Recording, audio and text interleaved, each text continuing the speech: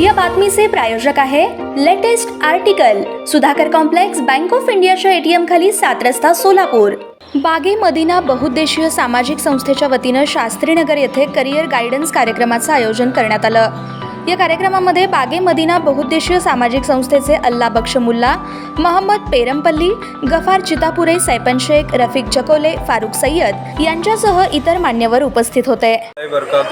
मैं आए हुए इस जलसे में सभी हमारे स्कॉलर जिन्होंने बहुत अच्छी तरीके से समझाया स्टूडेंट को, आगे जो है ना हम कौन से एग्ज़ाम को कैसे फेस कर सके, पूरा डिटेल में उन्होंने बताया. तो आए हुए सभी मेहमानों का हमारे बागे मदीना बहुउद्देशीय सामाजिक संस्था की जानिब से तहे दिल से शुक्रिया अदा करता हूँ. और इंशाल्लाह ये हमें आगे इसी तरह सपोर्ट करेंगे, हम ऐसी उम्मीद रखते हैं. खास तौर पर BCA, BSc, BCA के बाद ये जो तलबा है ये IT के रिलेटेड या फिर MCA, MCM के लिए आगे जा सकते हैं, ठीक है. और फिर जो BA, BCom के जो बंदे हैं उनके सामने आइदर वो अपने कुछ पेरेंट्स के रिलेटेड कुछ अपने बिजनेस करते हैं, ठीक है, या फिर और BEd करना है तो उसमें वो आगे चले जाते हैं. लेकिन ये मैं आपको बताना चाहता हूँ यहाँ पर कि अभी IT का पूरा ट्रेंड जो है वो चेंज हो चुका है. अगर आपको एक सॉफ्टवेयर इंजीनियर बनना है तो उसके लिए कोई स्पेसिफिक सॉफ्टवेयर इंजीनियर रिलेटेड आपको कोई डिग्री हासिल करने की जरूरत नहीं है. BA का बच्चा हो या BCom का हो या BCA हो या BSc हो या BCS हो, ये सारे लोग आज IT के रिलेटेड छोटे मोटे बहुत अच्छे कोर्सेस हैं जो कोई भी कर सकता है. जिसको इंग्लिश बोलना आता है वो भी कर सकता है, जिसको इंग्लिश नहीं बोलने आता है वो भी कर सकता है, ठीक है. कौन से कोर्सेज है? जैसा अभी पता है अभी मार्केट के अंदर एक क्लाउड कंसेप्ट है.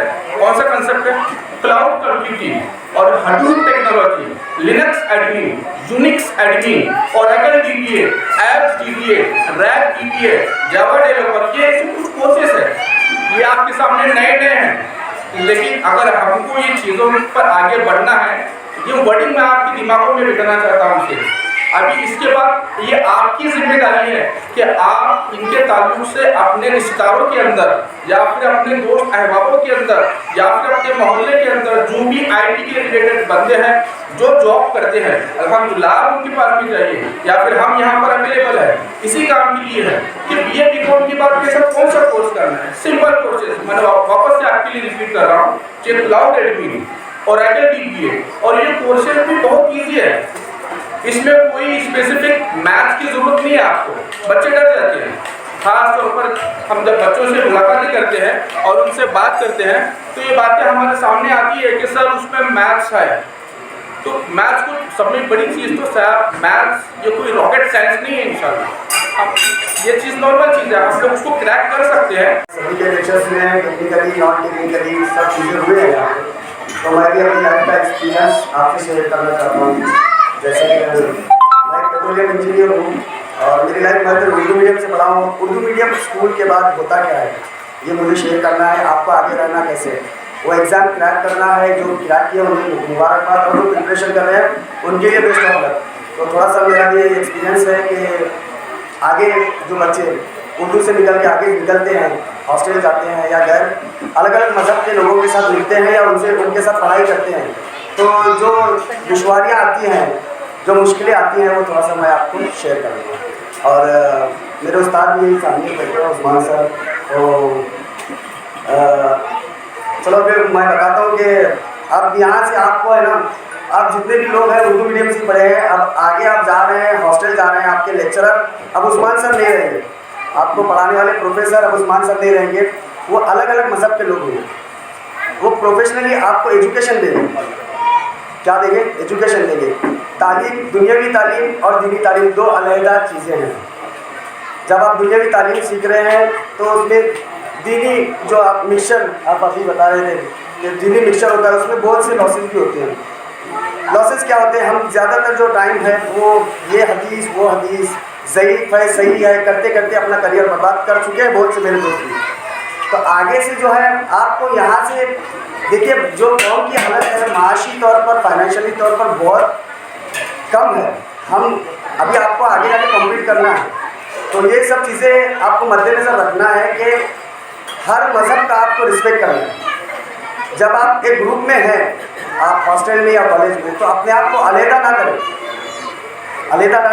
और उनके साथ में रहें, उनसे सीखें। आप अभी शास्त्री नगर की बात देखेंगे तो यहाँ पे अलग अलग मज़हब के लोग हैं, अलग अलग ज़बानें बोलते हैं। तो आपके पास में तेलुगु बोलने वाले भी लोग हैं। कितने लोग तेलुगु जानते हैं? कोई नहीं जानता, क्योंकि इल्म आपने एक दिमाग में ना स्ट्रक्चर बनाया हुआ है कि हमें उर्दू ही सीखना है, उर्दू ही बोलना है, अपने लोगों में ही रहना है। तो जो आप स्ट्रक्चर रखेंगे तो आप सीख नहीं पाएंगे। तो आप जो माइंड जो है ब्रॉड रखिए। और बात टेक्निकली चीज़ गाइडेंस के लिए रखा गया था, जो कि बाग मदीना बहुउद्देश्य सामाजिक संस्था की ओर से रखा गया था। इसी के साथ साथ इसमें खुसूसी मेहमान जो सदर थे, जनाब उस्मान सदर, और एक्सपर्ट जनाब गदवाल सर, ऐसे जो खुसूसी मोटिवेशनल स्पीकर्स हैं जो स्टूडेंट्स को भलाई के लिए काम करते हैं, ये आए हुए थे, जिन्होंने बहुत अच्छी तरीके से पेरेंट्स को ये समझाया कि स्टूडेंट्स को लेकर किस तरीके से अवेयरनेस होनी चाहिए, किस तरीके से एक मॉडल बनाना चाहिए, किस तरीके से एक शेड्यूल होना चाहिए। इसी के साथ साथ प्रैक्टिकल बेस पे किस तरीके से काम करना चाहिए, इसके लिए एक डेमो जो सक्सेसफुल स्टूडेंट है उनके भी रखा गया था और उनकी गुलपुशी की गई। उसी के साथ साथ जो 10th और 11th में जो स्टूडेंट हैं उनकी भी हिम्मत अफजाई की गई है, जो कि बाग मदीना बहुउद्देश्य संस्था की तरफ से की गई। उसी के साथ इस पूरे प्रोग्राम को ख़ास तौर पर लीड किया है हारिस कुरैशी, जो युवा नेता हैं MIM के, उन्होंने। उसी के साथ ख़ास तौर पर मैं शुक्रगुजार हूँ मौलाली सर का, जनाब जुबैर भाई साहब का, जो कि सॉफ्टवेयर इंजीनियर्स हैं। इसी तरह ये एक्सपर्ट्स आए और इन्होंने जो है ना अवाम की बेदारी, इल्म को लेकर जितनी बेदारी की हमारे मुसलमान कौम को ज़रूरत है, उसी तरह इस ज़रूरत को मद्देनज़र रखते हुए ये प्रोग्राम रखा गया था। तो मैं चाहता हूँ, मेरी ख्वाहिश है कि समाज में ऐसे प्रोग्राम बहुत ज़्यादा से ज़्यादा हों जिससे स्टूडेंट में अवेयरनेस बढ़ जाए। इसी के साथ मैं अपनी बाइट को ख़त्म। लेकिन यहाँ पर जो है एक बड़ा क्वेश्चन मार्क जो है हमारे स्टेट बोर्ड एजुकेशन में जो है एक डेवलप हो रहा है। देखिए क्या क्वेश्चन मार्क जनरेट होता है, जो नीट की एग्जामिनेशन होती है वो कंडक्ट कौन करता है? नेशनल टेस्टिंग एजेंसी, जो नेशनलाइज्ड है, ठीक है। और क्लास 11 क्लास 12 का जो करिकुलम हम लोग जो आज हासिल कर रहे हैं वो हमारा कौन सा है? स्टेट बोर्ड एजुकेशन है, ठीक है। और एग्जामिनेशन जो है कौन सेट कर रहा है? NTA। सिलेबस कौन सा है वहाँ पर? NCERT का। अब मामला क्या होता है, बच्चे जो हमारे जूनियर कॉलेज में जब एनरोलमेंट करते हैं वहाँ पर क्या है कि NCERT वाला मामला नहीं आता है, वहाँ पर SCERT वाला मामला आता है।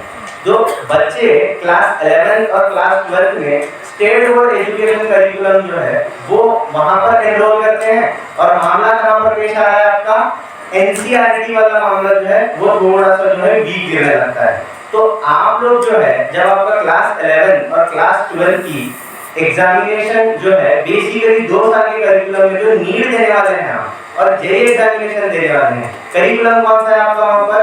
NCERT का करिकुलम है। हम कौन से करिकुलम में एनरोल्ड हैं यहाँ पर? हम लोग SCERT के करिकुलम में एनरोल्ड हैं। तो जो एक एप्लीकेशन लेवल पे या एक जो डिफिकल्टी लेवल के ऊपर जो हमारा एग्जामिनेशन पैटर्न जो है वो कम गिरता है। कहाँ पर? अगर हम लोग बात करें नीट एग्जामिनेशन और JEE एग्जामिनेशन, बहुत सारे स्टूडेंट्स के आप रिजल्ट देखते होंगे, CET में जो है 99 परसेंटाइल भी ला रहे हैं, 95, 98 परसेंटाइल भी ला रहे हैं। उन्हीं स्टूडेंट के आप मार्क्स अगर नीट एग्जामिनेशन में देखें या JEE एग्जामिनेशन में देखें तो वो लोग जो है कहाँ एंड कर रहे हैं? 100 मार्क्स 200 मार्क्स पे नीट में एंड कर रहे हैं, और जो JEE एग्जामिनेशन है वहाँ पे 78 परसेंटाइल 82 परसेंटाइल पे एंड कर रहे हैं। तो मामला क्या हो रहा है यहाँ पर? जो NCERT के सिलेबस जो एप्लीकेशन डिमांड करता है वहाँ पे थोड़ा सा जो है हम लोग कम गिर रहे हैं। यानी एजुकेशन जो हमारा जो चल रहा है और जो कोचिंग्स में आप लोग एनरोल कर रहे हैं, एक बात मैं जो है यहाँ पर एक नुक्ता रखूंगा कि जिन कोचिंग्स में आप या आपके जो पेरेंट्स जहाँ पर एनरोल करवा रहे हैं बच्चों को, तो उन कोचिंग्स में आप लोग जो है स्ट्रिक्टली पूछें कि आपके यहाँ पर NCERT करिकुलम को जो है स्ट्रिक्टली फॉलो किया जाता है या नहीं फॉलो किया। ये हमारे लिए फिक्र का लम्हा है या फिर खुशी का लम्हा है? शायद फिक्र का लम्हा हो सकता है कि हमारे लड़के आगे नहीं बढ़ रहे, लेकिन अगर आप इसे मेरे नजरिए से देखें तो ये हमारे लिए बहुत ही ज्यादा खुशी का लम्हा है। वो इसलिए क्योंकि हो सकता है कि आज ये लड़कियां कामयाब हो जाए, चाहे फेल हो जाए, चाहे 2 साल बाद ग्रेजुएट करे, एमबीबीएस करे, चाहे उनकी शादी हो जाए, चाहे जो कुछ हो जाए, लेकिन आने वाली जनरेशन को जो माएँ मिलने वाली हैं वो बहुत ही ज़्यादा एजुकेटेड रहेंगी और हमारे आने वाली जनरेशन जो है वो 100% एजुकेटेड होने वाली है। इसकी गारंटी हमें यहाँ पे देखने के लिए मिली। और सबसे दूसरी बात कि जो तालिब इल्म बहुत अच्छे मार्क्स से कामयाबी हासिल की है, मैं तो उनको मुबारकबाद देना नहीं चाहूँगा, लेकिन उनसे ज़्यादा मुबारकबाद के हकदार है उनके माँ बाप और उनके असातिज़। अभी इस शास्त्री नगर एरिया में ही मैं बड़ा हुआ हूँ, यहीं पे रहूँगा इंशाल्लाह, आगे की ज़िंदगी में यही पे गुजरेगी। तो एक चीज़, 2 सबसे जो खास क्वेश्चन होते हैं माँ बाप के, वो ये होते हैं। सबसे पहला क्वेश्चन होता है कि हम बच्चों को फाइनेंशियली सपोर्ट नहीं कर सकते, पहला क्वेश्चन। और दूसरा क्वेश्चन ये होता है, वो ये होता है कि हमारा बच्चा पढ़ता नहीं। क्या क्वेश्चन होता है? हमारा बच्चा पढ़ता नहीं। और ये जो क्वेश्चन है वो यहाँ का नहीं, ये सभी जगह के लिए क्वेश्चन है कि हमारा बच्चा पढ़ता नहीं। दूसरे क्वेश्चन की तरफ मैं सबसे पहले आता हूँ, हमारा बच्चा पढ़ता नहीं, उसका सबसे बड़ा रीजन क्या है? कुछ माँ बाप उससे मिलते हैं, बच्चे मिलते हैं, बहुत सारे मिलते हैं, हमारा बच्चा पढ़ता नहीं, उसको क्या है? इसकी सबसे अहम वजह यह है कि बच्चा पहली से लेकर 8वीं तक पास हो जाता है, माँ बाप का उसके एजुकेशन में कुछ भी कंट्रीब्यूशन नहीं होता। बच्चा 9वीं 10वीं भी पास हो जाता है, उसमें भी उसका कंट्रीब्यूशन नहीं होता। उसके बाद बच्चा 11वीं में जाता है और जब पता चलता है कि हाँ इसको ये एग्जाम देना है, इसको नीट देना है, इसको सीटी देना है, तब उसकी पढ़ाई के पीछे लगता है। ताज्या बातम्या पाहण्यासाठी प्राईम महाराष्ट्र न्यूज चॅनलला सबस्क्राईब करा।